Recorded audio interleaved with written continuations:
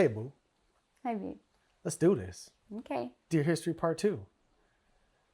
Why don't you give us a quick 2-minute recap of the last episode?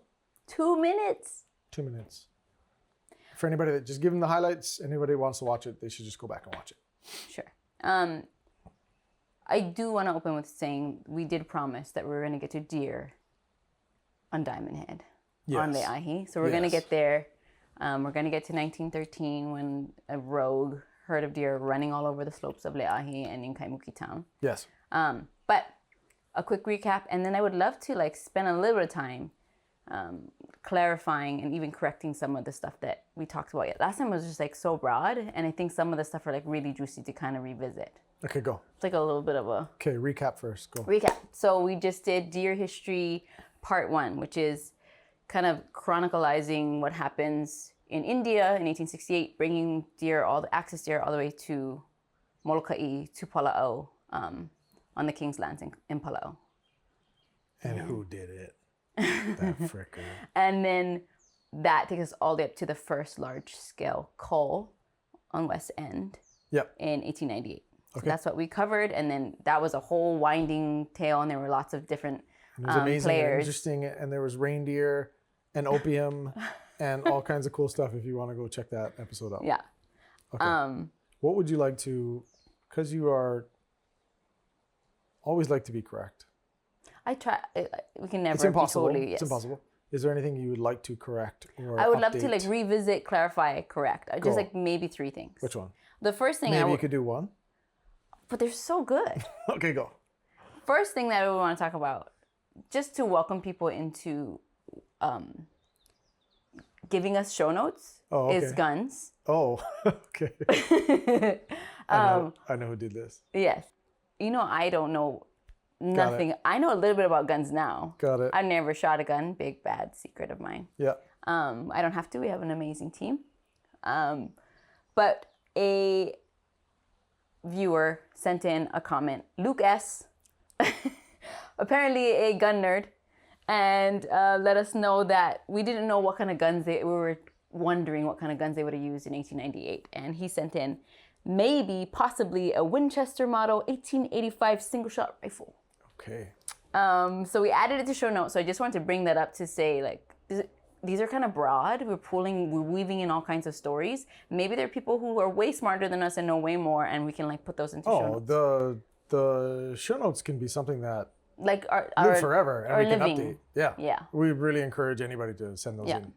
But anyways, I brought it up as well because this is what you've asked me the most since the last episode. I was how do we know if they had guns? What kind of guns did they have? Who had guns?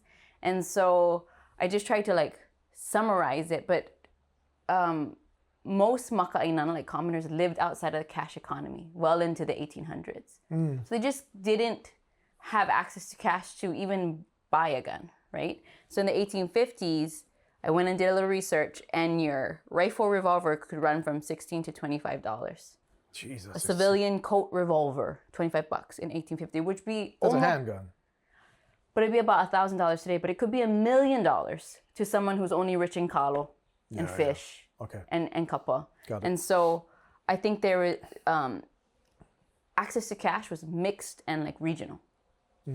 And then by the turn of the century, when we get to that call, guns actually were about the same price, nominal price, even though, people were being paid more inflation. So it's more likely local people of that time period were probably coming by guns, firearms through trade versus... Through trade. Yeah, well... And the only reason I asked is I was trying to figure out, at what point did they have a mechanism to turn these things into food? Yeah. Yeah. So that's the context. But I would say from 1850 to 1900, rapid change in the availability and accessibility of guns. Got it. Yeah. Okay. One little thing that I found. See, this is where I'm just going to go on and on and on. But I found an 1852 law or an act to prevent the carrying of deadly weapons. And I wanted to bring it up to just show you guns were way down on the list in the Hawaiian Kingdom. The first weapon they asked you not to carry on town is a Bowie knife. Then a sword cane, which I thought was like a machete you cut sugarcane with, but it's a walking stick that you pull out and it's a sword. That's number 2. Nice. A slingshot, which I thought was maybe a slingshot, but it's actually a leather thing with a lead ball that you bonk people with. Yeah. And then a pistol. Oh, so prevalence of weaponry was... So guns were 1852. Maybe. They were around, but not everybody had them. We were more worried about Bowie knives. So that's for you. That's awesome. That's for you. Okay, great. Okay. I wanted to go back to the Molokaʻi call. Okay. We were talking about Carter, and we didn't know why he was there. Oh, yeah. He's part of a group of Honolulu businessmen who, in 1897, buy the 70,000 acres from Bishop Estate, lease 30,000 more, and create the beginnings of Molokaʻi Ranch. So he's part of that group, and that's why he hired them. And that would have been where they were putting up the fence as well, too, then. I'm not sure. Yeah, I think so. They create a sister operation, which is the American Sugar Company Limited. So they try to do a sugar plantation on West End. And so he hires the sharpshooters to come as they're starting to do that. By 1900, they're done. They couldn't get enough water. All the drilled wells were all salty. So it was like an instant. Yeah. So that's why he was there. And that's why he hired them. And so then I found in February 1900, 1900, an article in the Hawaiian Star entitled 8,000 deer skins. What? Deerslayer Bill and his partner employed by the American Sugar Company for the past 2 years in killing deer on Molokaʻi. They get $60 a month and get to keep the skins. They now have 8,000 deer skins to show for their labors. Holy They have been offered $10,000 for the lot, but are holding out for $1.50 a piece. Wow. Yeah, we never knew if they did it for 1 year. We were like, is it 4,000? Is 3,500? Oh. They have 8,000 deer skins. So 1898 to 1900, they called 8,000 deer on West End. And I can't figure out who Bill is, who this William is, but he's known around town as Deerslayer Bill. What? Yeah, that's for you. That's amazing. Oh, it's just super interesting to understand. Like, I mean, you just talked about like a single shot rifle. Yeah. It's something that you have to like reload and like, Yeah. that's pretty incredible feat for a couple guys in even 2 years. Yeah. That's amazing. But more importantly, kind of like concrete evidence to this first. Like That's a large management effort. 8,000 deer. But it's probably more indicative of how many deer were around. So to be able to shoot that many deer in 2 years with a single shot weapon, it's more likely that there was 3 or 4 times that population to be able to actually go and do that thing. Right. Wow, that's really cool to I was like holding down, and I just wanted to tell you about Deerslayer Bill for like a week. Which means they probably did 10 or 11,000. There's a bunch of those animals that were and that small was just 2 years. So I don't find anything after that, but I'm sure like I didn't find this crazy before last one. So we just keep recovering all these memories. Okay. But my next thing was like, after such a large scale cull, just following the newspapers, what did people say about the availability of deer over the next 20 years on Molokaʻi? It's really interesting from like 1900 to 1920. It's like a whole mixed bag. We don't know what Molokaʻi people were doing, subsistence hunters. They were probably already like, they're finding this ways is to probably turn a it into huge food resource already. Yeah. But the ones we find in the paper were hunters flying in from Honolulu. And a lot of them were like, we can't find any deer. And then a group of them that kept on going up to Mauna Hui Hale, which is at the top of Kaunakukai Gulch, like on the way to Waikolu Lookout. Yeah. There was, I don't know if there's still an old house up there. Yeah. So they were going with the Myers, and they were seeing lots and lots of deer up in that Up in the 1,000-foot elevation. Yeah. So they were there, but they were probably pushed into certain areas. And I just wanted to like underscore, because we're gonna get to like territorial legislation. All of these people who are flying from Honolulu and really thinking about Molokaʻi as like a what's it called? Outfitter. Like a sportsman's destination. Got it. So they were talking about like senators and doctors and lawyers, and they're writing about their trips in the papers. Again, I'm sure Molokaʻi people have their own stories of what hunting deer was like at that time. Yeah. But it's important to like understand the kind of people who were talking about Molokaʻi and deer, because that kind of dovetails into territorial legislation, and we'll get to that eventually. Okay, got it. And then I wanted to go into one more thing. We quoted Kaleo Kalahui talking about Molokaʻi residents saying, the deer were destroying like the tree bark. Yeah.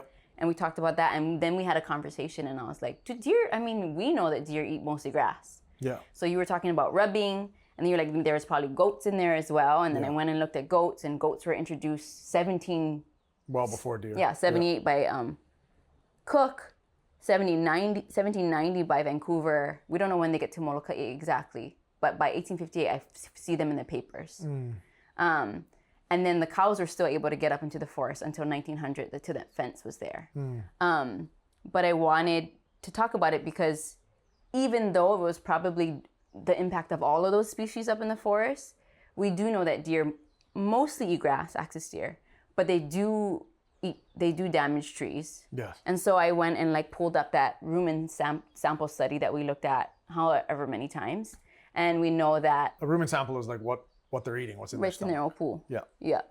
And so the one that we got that is available for a Molokaʻi deer in like a critical watershed, they had over 200 species of plants in there. And then they had native trees like Kauaʻa, Lama, Olopua, and then they had endangered species like Nohoanu and Evahinahina. So I wanted to bring that up to soft lob you into like deer, just kind of going back to basics with axis deer. And what makes them so prolific, extreme in this environment. Yeah, we talked about them coming from India. We talked about, them in Hawaii and all the people who moved them around. But we didn't really cover like what is an axis deer, and then why is it so problematic here in Hawaii? Okay, so you've heard me use this example several times before, but I'm going to use it again and use it as a example of how extreme of a mismatch this species is with this place. So in and around the same time axis deer were introduced to the island of Maui, black-tailed deer, which is a like northern hemisphere deer, was introduced to the island of Kauai. And to this day, you can it's extremely difficult to find a black-tailed deer on Kauai. And Kauai is a beautiful island. There's tons of abundance, tons of mountainous regions, lots of plains. And I think it really shows how unique and how extreme of a mismatch axis deer were to the Hawaiian Islands versus another deer species, because it almost happened like at the same time. It was like a difference of a couple of years. And really what it is, funsies for you. I always knew that axis deer were one of few tropical species that were capable of breeding year round, and I thought it was primarily based on sperm. Yeah. So they've done lots of studies where when a male deer casts its antlers, every year their antlers fall off. Typically, and my previous understanding was most other northern species, as soon as the antlers are cast, testosterone drops, and they're not producing sperm, or they're producing very, very little that's not viable, so they're unable to impregnate does. But what I learned was their male and female deer reproductive cycles are governed by melatonin and the length of the day. Are you joking? No. So, and all deer, like all cervids. Well, this is what's interesting is anything that's a northern species that has dealt with like these like big shifts in the amount of daylight. Okay. They evolved to have melatonin be the trigger to breed. And so melatonin, which is what happens when the days get darker, like they produce more melatonin as the days get darker, which give them the optimal breeding period to give birth when it's the optimal time to give birth, when it's like spring, and there's feed, and there's all these different things.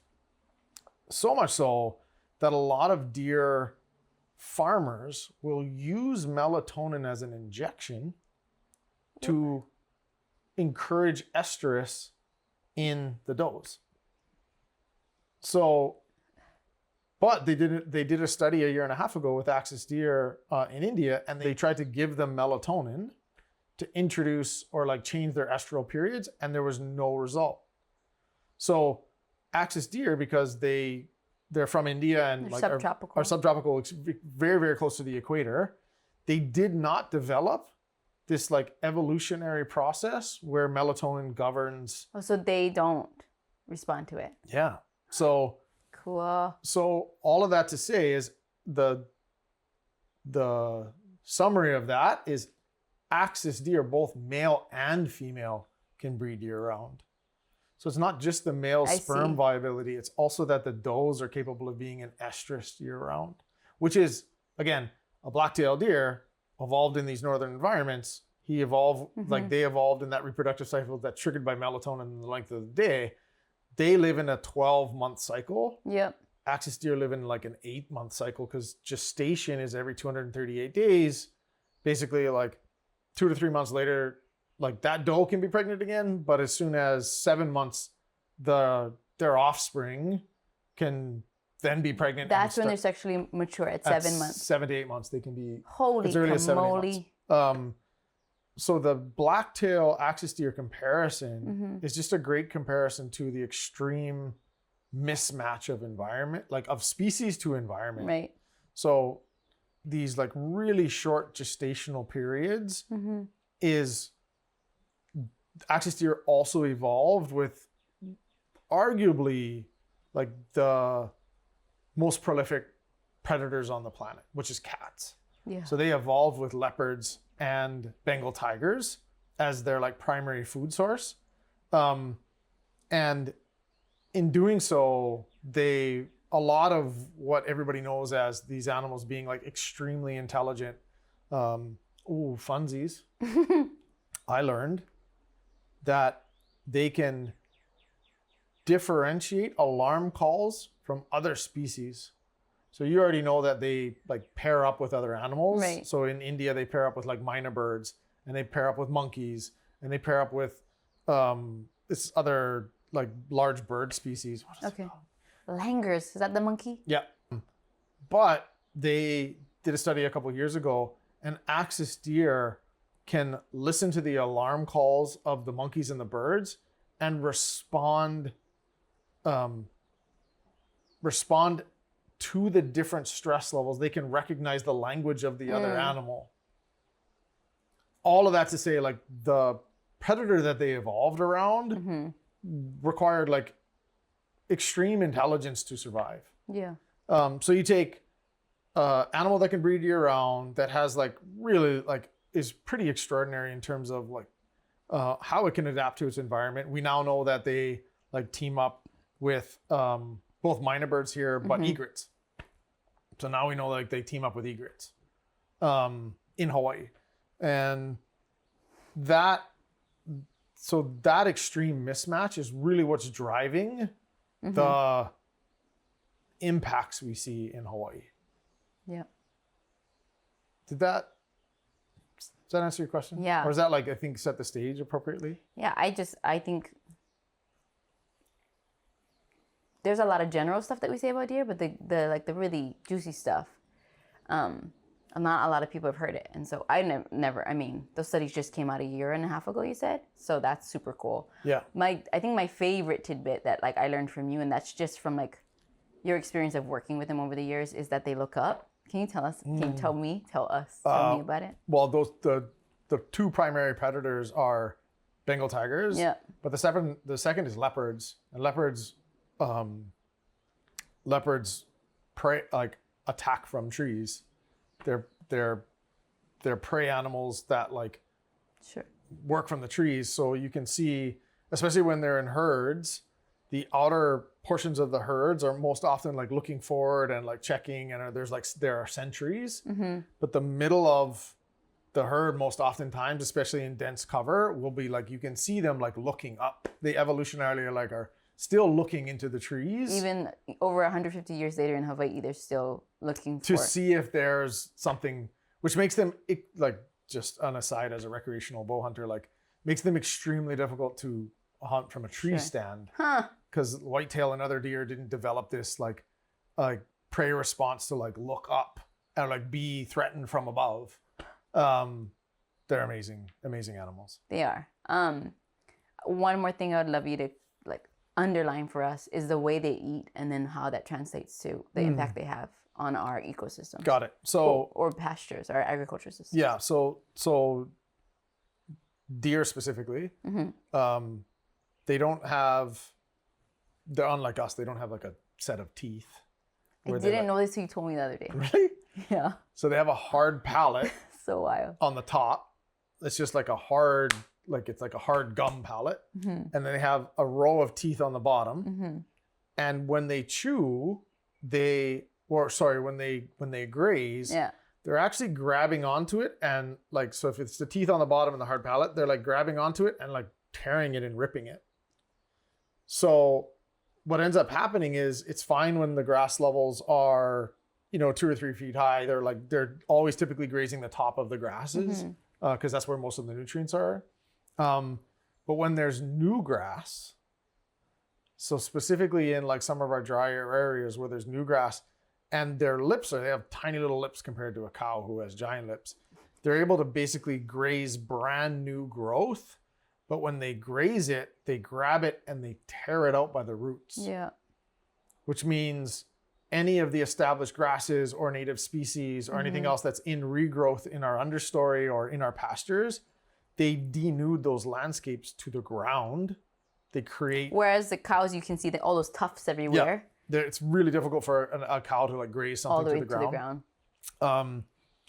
It not only it denudes the landscape in that it's not just eating the grass, it's pulling it out by the root. And then what ends up happening is bare ground is the invitation for like whatever plant species is most virile and invasive, and that's almost always invasive weeds. Yeah, it resets the whole stage for invasive species to pop up. But the vast majority of them are like toxic. Like lantana is a good example. Sure. So we know one rancher that his entire pasture has been transitioned to lantana from grass, and the deer won't eat the lantana. And so that's what's so interesting is most deer species, axis deer would have evolved with plant species in India that had defenses. Right. And they'd have had to they couldn't have basically put their head down and eaten whatever they wanted to. In Hawaii, they can. Like in Hawaii, when they first arrive, especially in our native forests, like mints are mintless, nettles don't have. So we had so many native grasses. But they didn't need to evolve defense mechanisms because there wasn't any large ungulates to graze on them. So it's a salad bar for these things. They can eat whatever they want, but within our mid-elevation areas where there's a lot of our pastures and food systems, they don't just denude landscapes, they denude them and transition them to something that our community is certainly significantly less valuable to our community, less valuable to the deer themselves. But those invasive weeds are just a stand of, almost all of our weeds will stand 3 or 4 feet off the ground, but the soil is still bare underneath them. So it looks like it's green, but when it rains, all of the soil is still sitting underneath it, and all of the soil will continue to run off. Okay. So it's multifold. Multifactorial impacts that are all not good when at densities that are, in densities where they're having to denude a landscape to survive. That's the result. Yeah, and one more thing to kind of add onto all of it is their athleticism, is their ability to go wherever they want to go. Yeah. So 6 and 8 foot fences are by choice, they can just hop over them. And 10 foot fences are almost impossible to maintain because of their relative height and just the cost. Yeah, it's got to be $40 a foot right now to build an 8 foot fence. and you get like one good storm and it blows out. Yeah. Fences are absolutely just band-aids in the collective. They're great like short-term tools to protect an area, but they're not the answer to long-term management for sure. I think that was a great foundation for anybody who, but that's a bunch of stuff that I've never heard and lots of people have never heard before about the species. Okay, so remind us, okay, where are we? Molokai. We talked about Molokai, we talked about Killer Bill. Deerslayer Bill. Deerslayer Bill. We're going to get to Oʻahu because we said we would. Okay. Part 2 is supposed to be about Oʻahu. Okay, let's go. We're getting there. On to Oʻahu. Across the Kaiwi. Yes. Okay, so the first deer to return to Oʻahu, the first axis deer. So Kapuaiwa, King Kamembe V, brought them held them for a month and then took them to Molokai. The first time that I, maybe will recover some earlier memory of this, found of axis deer coming back to Oʻahu. I found it in a letter written by Prince Jonah Kūhiō Kalanianaʻole. Oh. He wrote it from Kaunakakai, and the letter reads, H.M. Queen Liliʻuokalani, Madam, I arrived safely on Molokai and I'm camping up in the mountains by the Mokoli'i, which was like a ferry, like a day ferry. I send one deer and hope your majesty will receive it in good form. I am well and enjoying my trip very much. I remain J. Kalanianaʻole. So I was like, how do I know? Wait, what year is this? Right, so that's the question. So then I did a really wacky thing and took maybe half a day and went down this deep, deep rabbit hole called philately. What? Philately. What is that? It is the study and obsession of stamps and postmarks. Oh, fuck, woman. Oh, sorry. I want to show you so you know what I was working with. This is all so the archivist who took the picture covered the corner so you couldn't see the stamp. Because if we had seen that it was a kingdom stamp or a territorial stamp, we've been able to date it. You're looking at stamps so you can date this message? Yes. Oh my gosh. So I can figure out if Liliʻu had the first deer. If the queen they had were the first only deer. alive for so long, they could have been in... Oh, anyway, show me your stamp. So from this stamp... Oh my God. You lost your mind for half a day? I lost my mind. Look. Okay. That's all I had. What did you find? And so anyways, I figured out that this little ellipses was only... So these are called killers. This is getting better. This is the stuff they put over the postage stamps to kill the stamp. So it's a postmark. Oh, okay. Got it. But there's an ellipses ones for first class mail. And they only had this version of it from 1892 to 1898. Oh. So then I was like, okay. Okay, you win. No. What? There's more. There's more. And so then I went crazy. And what is super interesting about deer on Oʻahu is this decade, because it's actually a hugely wild decade for politics and for history in Honolulu. Okay. It's the whole overthrow. Everything happens in this time period. So anyways, Liliʻu's gone for a part of it because, Kūhiō, who's writing the letter, he's gone for a part of it because there's the overthrow, there's a Wilcox Rebellion, he gets sent to jail, so he's gone for a part of this 1892 to 1898.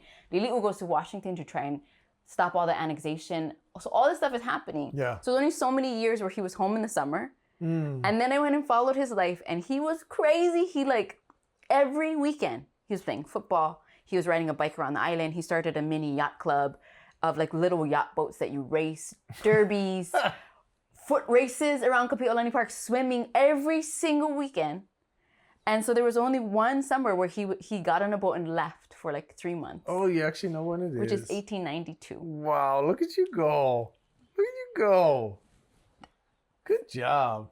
And all buried in there is so much history, and we don't have to get to it, but maybe we will. But anyways, we know that Queen Liliʻuokalani received the first deer, maybe, so far as we know. Yeah.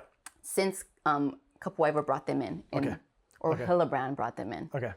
And so... In 1892. 92, got it. By 1900, Kūhiō has a deer park at Kapi'olani Park. So the first introduction, or maybe he already had some. There had to have been more, obviously. He obviously added to that, or already had his own that was like a growing herd. Okay. The second person that I find in the papers who have access deer on Oʻahu is one Henry Waterhouse. Okay. In 1894. Okay. He's a Tasmanian-born Honolulu businessman, naturalized subject, so he's a citizen of the Hawaiian Kingdom. He is a signatory, one of the first original 13 members of the Committee of Safety. Ooh. The men who overthrow the Hawaiian Kingdom. Almost. Damn it. So he's a senator. They make the republic. He's a senator. He has a herd of 4 deer. Dillingham makes the first railroad out of town out to Ewa. So all of these Honolulu elites on the Manana Peninsula, which is now called the Pearl City Peninsula, have all of these like lots. They go on the weekends, they catch the train, they go sit out on the locks and he keeps his own menagerie of deer. And they get loose in 1896. It makes it into the newspaper. They chase them all over the peninsula on Christmas Day, and then he gives it as a Christmas gift to Samuel Damon. And and this is a whole nother story, but Samuel Damon is now living at Lakapuaiwa's Moanalua estate. He inherits it from Bernice Pauhi Bishop. Don't ask me how. Thousands of acres. And so that's the Moanalua herd. Oh, got it. Yeah. So got it. The herd in Moanalua grows over the years. They have deer getting hit on Moanalua Highway up until 1962. What are you talking about? There's a herd in Moanalua living on the estate, running down to Pearl Harbor, jumping across the highway until 1962. I have the poor cab driver's name who hit the last deer. Oh my gosh, there must be so many deer. That's 60 years. But I don't know why they didn't expand that much. But he was bringing in people to hunt them. They would have had He brought in the Prince of Japan to hunt them in the 30s. In Moanalua? Yes. Fushimi. Prince Fushimi? Oh, I don't know if that's right. Anyways. So, the Kūhiō... Wait, so there's an established wild population for like 60 years. In Moanalua. But Moanalua becomes like very urbanized. There's a highway that runs through it. I know, but they could have gone up and over that mountain. I know. It's kind of a mystery as to how they didn't blow up. But he started with 4. Doesn't matter. But if he was actively like letting people come and hunt them. Maybe. So right back to Lakapuaiwa's land in Moanalua. Isn't that interesting? I know. So Kūhiō's herd, this is in Waikiki. It's well known they have a deer park by 1900. They start getting out. They find deer like in Niu Valley from his herd, like almost to Moanalua to Hawaiʻi. Yeah. So they start getting out, and this is the herd that we talked about. They remain at large for 1910 all the way to 1913. People are seeing them all over the place. There's 16 deer that are running through Kaimuki. And Ralph Hosmer, he was, the head of the Board of Agriculture and Forestry at the time. And he said that should these deer go into the hills, they might become a source of serious menace to the forests of Oʻahu. So they actually talk about bringing in the National Guard to get rid of all the deer. And I can't figure out if they did. Yeah, sorry. Yeah. But we know that some of them made it back to the park, or maybe some of them stayed in the park. And that's 1915. And then in 1915, Ben Hollinger, who was head of Parks and Rec, he starts to showcase them along with a giant tortoise named Jumbo and some birds. And they're the beginnings of Honolulu Zoo. Oh. Access deer. They're not over there anymore. Yeah. They also brought in 2 elk. What? To Kapi'olani Park. Put them on display. The male elk impaled the female elk, and then the Hawaiian park keeper, Ka'amana, made a huge elk luau at Kapi'olani. That's great. Good job.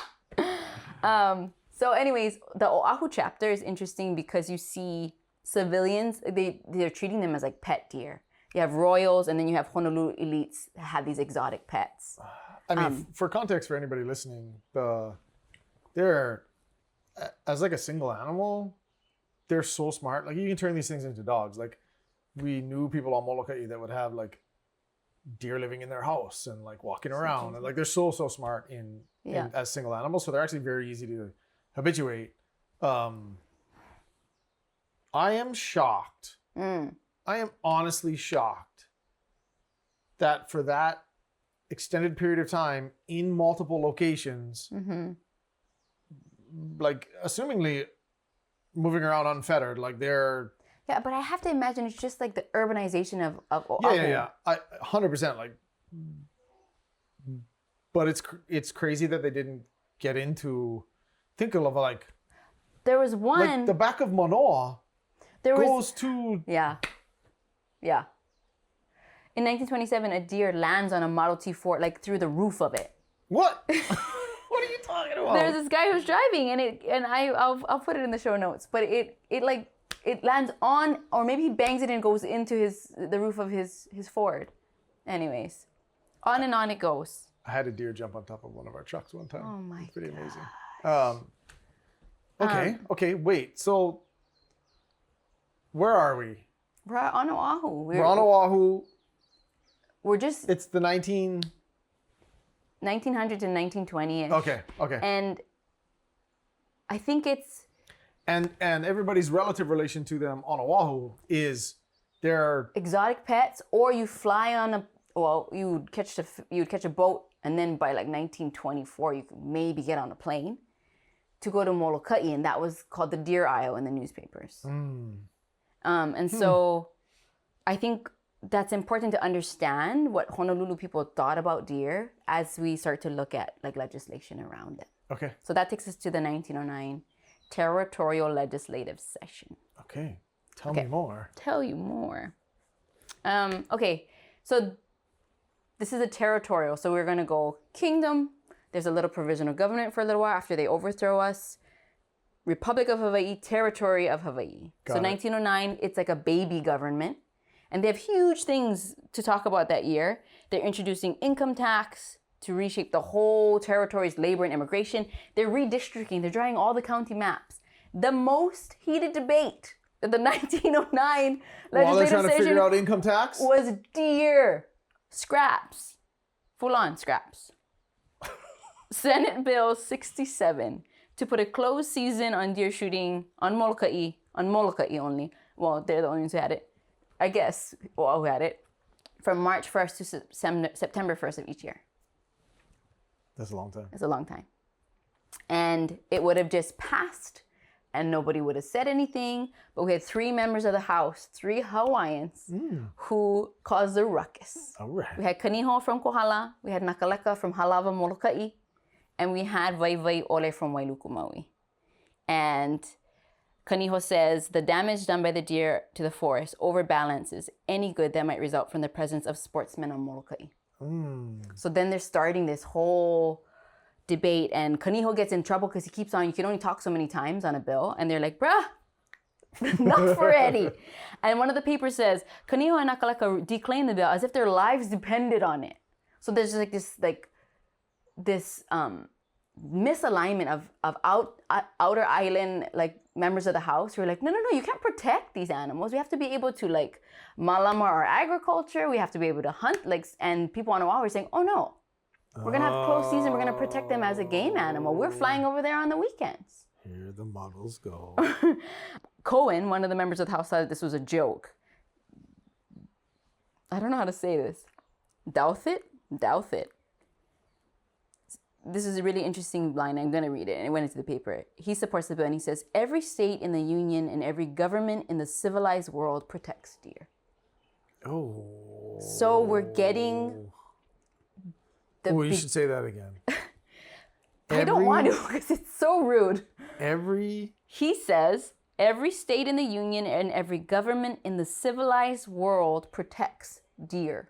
Oh, wow. So he's bringing continental ideas and continental, that's and Europe. Postures and lifeways. And that's Europe.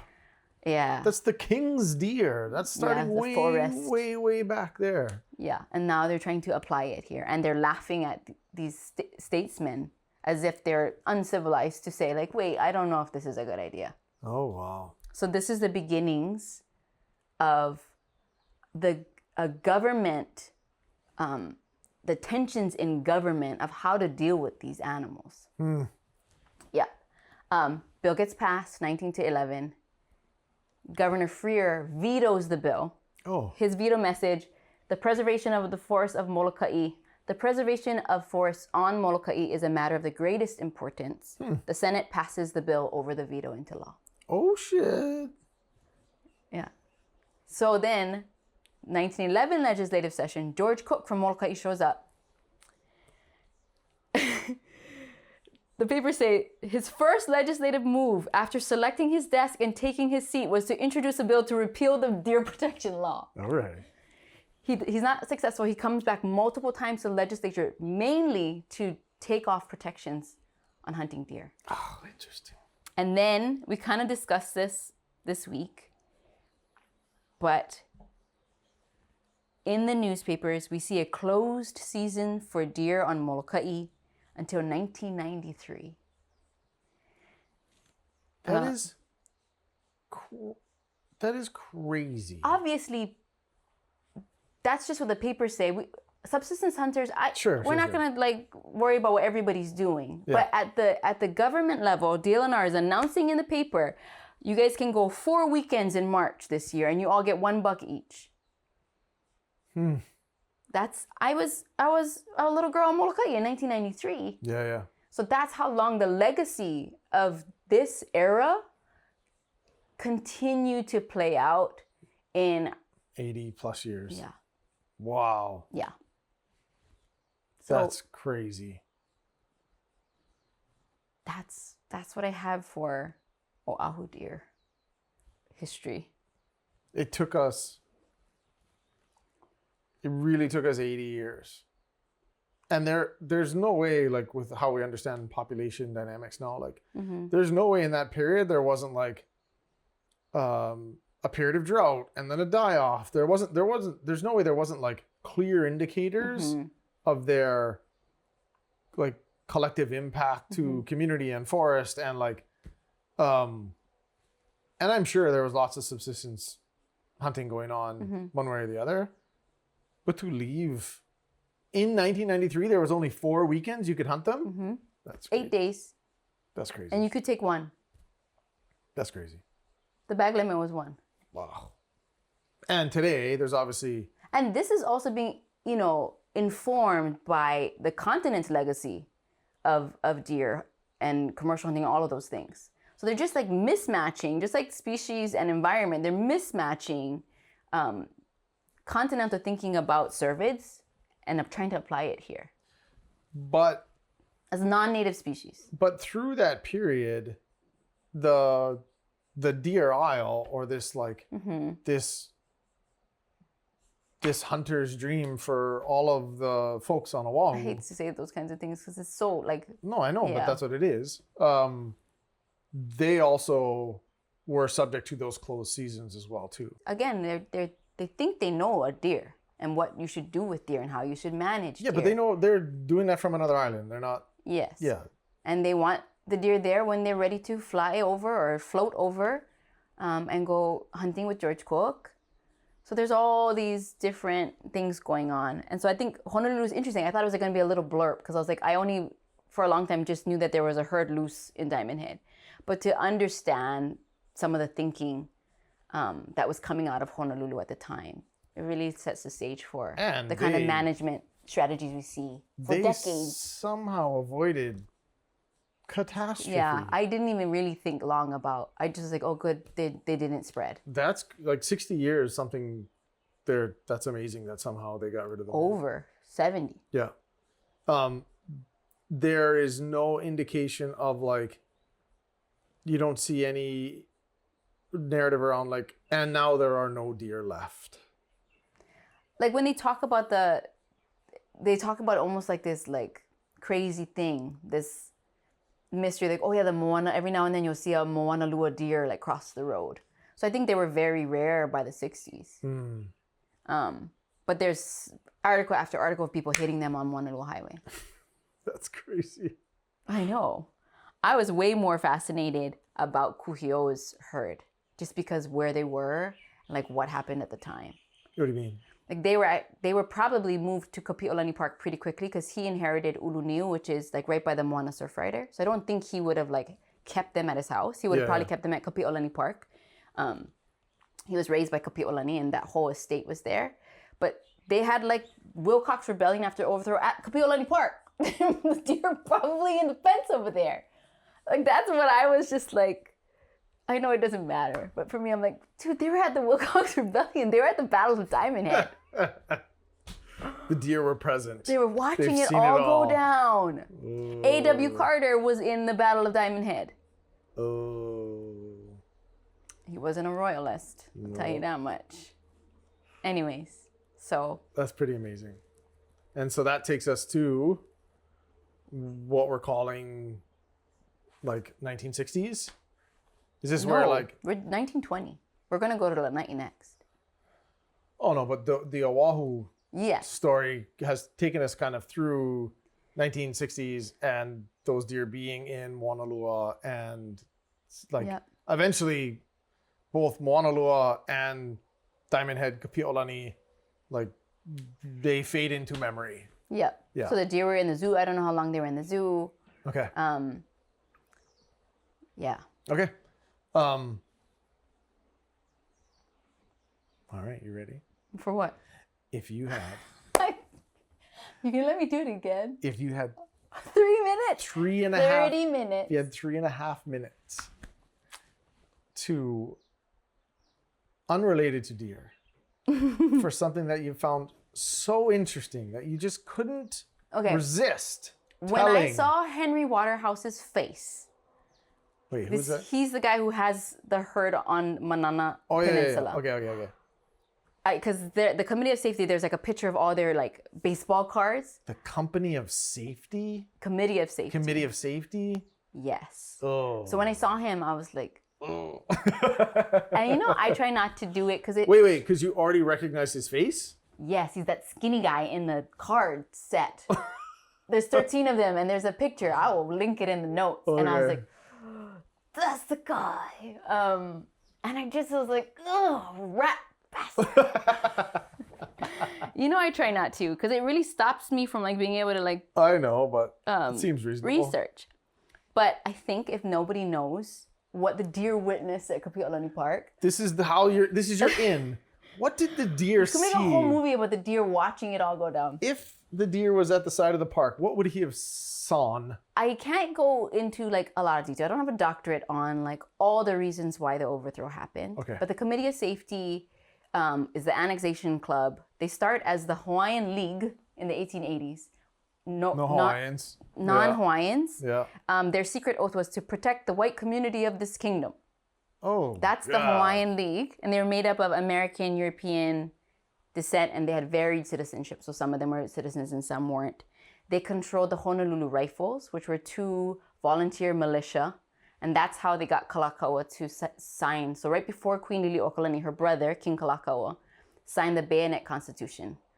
Under duress. Under duress, absolutely. Yeah. Under the duress of Honolulu Rifles in his face. And it stripped the crown of a lot of power. So when he passed away in 1891, Queen Liliʻuokalani tried to restore power to the crown with her own constitution. And then that's when they were like, okay. And that spurs the whole overthrow. Yeah. So, and that Dingleberry had deer. He didn't have deer yet. She probably had deer. In 1892, she gets her deer from Molokai. Yeah. The overthrow happens with the help of Stevens. He's a minister, the U.S. minister to Hawaiian Kingdom. So he lands the USS Boston. All the Navy come up, and they pretend like they've got all the government houses like on lock, but they don't. They convince her like, oh, you're done. And so January 17th, they take over the kingdom. Stevens is super... Anyways, it's interesting because at the time there was a pro-annexationist president, Harrison, and he's getting out of office in March 1893, and the overthrow is January. They're like trying to get, because as soon as he hears it, he writes the Treaty of Annexation, and he can't get it passed before it goes to Cleveland. Cleveland's the next president. He's absolutely anti-annexation. The first thing he does is send Blount to do the Blount investigation. And when they find out that like all these things happened, that all of these rich businessmen flipped this whole kingdom that had treaties all over the world and with America. Yeah.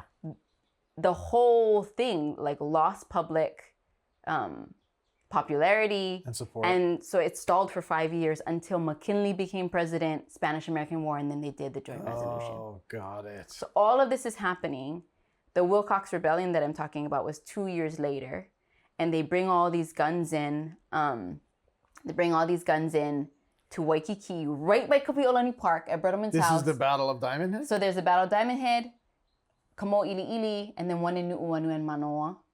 And it's just like 3 days of fighting because they don't have huge forces. Yeah, sure. And they're just trying to get this provision, it was already the Republic, get them out. And they fail. But Kalanianaʻole, Prince Kalanianaʻole, in the middle of him playing baseball and football, he's actually like a conspirator, and he gets in trouble too, and he goes to jail for a whole year. So you have all of these, in our communities, heroes of the Wilcox Rebellion who try to flip it over, and a lot of them, like Bertleman, his house is right there at Kaimana Beach, where the deer are. I'm just gonna put them there in your imagination. They come, and that's where they start the fight. And he's a carpenter. His shop gets burned down the next week. Like all these people really were royalists. They wanted the queen back, on her throne. She had been imprisoned in the palace for 8 months, and they suffered all kinds of losses that are forgotten these days. But wow. Anyways, it was so wild to be like, oh, Liliʻu had him first. I'm like, oh, Henry Waterhouse had him next. I'm like, oh, I'm gonna weave all of this together so I can tell people what happened. It's so crazy that they were present for and a small part of that part of like the most important part of Hawaiian history. It was absolutely the most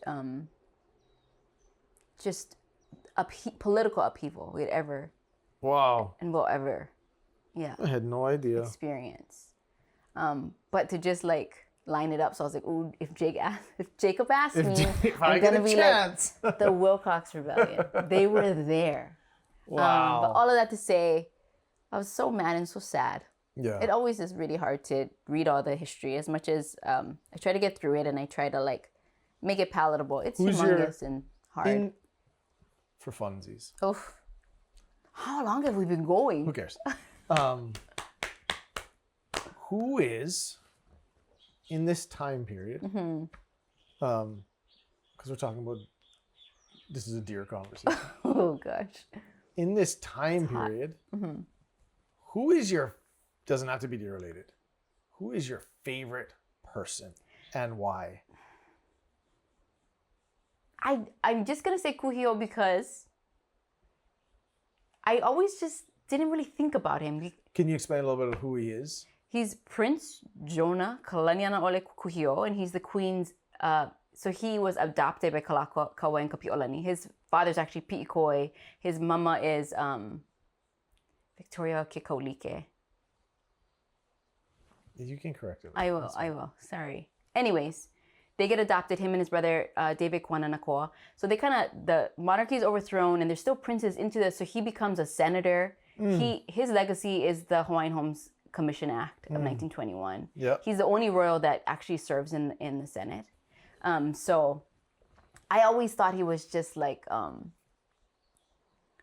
they called him Prince Cupid, and he just had that mustache, and he was always like boxing and running. He cycled like around the island one day. So every weekend he had some like elaborate feat of athleticism that he was going to feature. Yeah. But, we think about people and what they let us see. In 1893, they tried to go figure out, people were like hiding guns and starting to like get ready for, it took them 2 years to get to Wilcox Rebellion. But he was found at Cummins' house where they were looking for guns. And he was just cruising with a bunch of girls in like the hotbed of like... Oh, he's being sneaky. I think there's more to Kuʻu. I mean, brilliant. Like he gave us so much. Yeah. they lived under so much pressure and change, but I think that he was sneakily a royalist. So like, oh, I had to sit with the cops all day because I was in the wrong house. And the next weekend I'm like, oh, I'm at the Derby and I'm paying, betting on horses. Yeah. So he had a very interesting persona. But when I look into it, look at his involvement in Wilcox Rebellion, he refused to give up any name, so he had to go to jail for a year. Yeah. And you see him in his he's a playboy. His striped prison stuff with his mustache, and he was there for all of it. And he was a product of his time and all these things, but I never really looked at Kuʻu. And what? He gave Liliʻuokalani a deer. And he had his own herd. Yeah. Yeah, he had his own herd at Kuʻiʻolani Park. So it's even cooler. They had to kind of I don't know who malama them while they all went to jail, They eat grass. They don't need to. I know, but I think that was unexpected for me too. That's really cool. I think any of them, when you really dig into anybody's life, royal or not, and people just become so complex and interesting, and so I would never have said it. And not that there's anything I have against Kuʻu, but there's so many really cool royals. But he was so interesting because I was like, he's just hiding. He's sneaky. All of his plans to reinstate his auntie and bring it all back. That's super cool. Yeah, and he would give people concussions playing football. There were articles of all the people who would be injured. Challenging him on his weekends. That's awesome. Anyways, okay, so we love you, Kuʻu. We love you.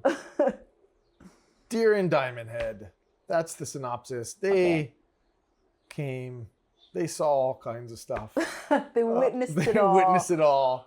They were more entangled and intertwined than I would have ever expected, which is really cool. That's why I was like, we can talk about deer species because how much can we say about Oʻahu? Yeah. But I can't believe there isn't 300,000 deer on Oʻahu right now. That's pretty amazing that didn't happen. Yeah. That'd be really interesting to understand that a little bit more.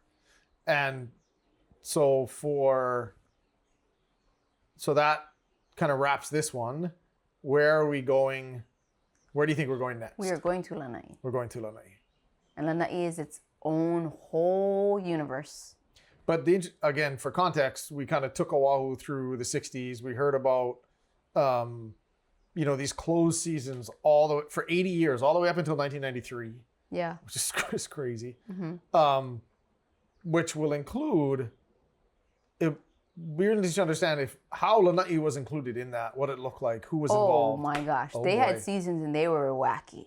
Interesting. Okay. So next up is Lanai. And Deer History Part 3. That concludes Deer History Pipi Holkau Part 2. Good job, babe. That was amazing. How long was it though? Who cares? That was awesome.